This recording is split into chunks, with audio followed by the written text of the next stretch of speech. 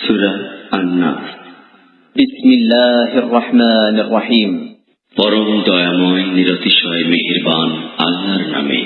قل أعوذ برب الناس ملك الناس إله الناس। বলো, আমি পানাহ চাহি মানুষের রব, মানুষের বাদশাহ, মানুষের প্রকৃত মাবুদের নিকট। من شر الوسواس الخناس। বারবার ফিরে আসা কুমন্ত্রণা দানকারীর অনিষ্ট হইতে। الذي يوسوس في صدور الناس من الجنة والناس।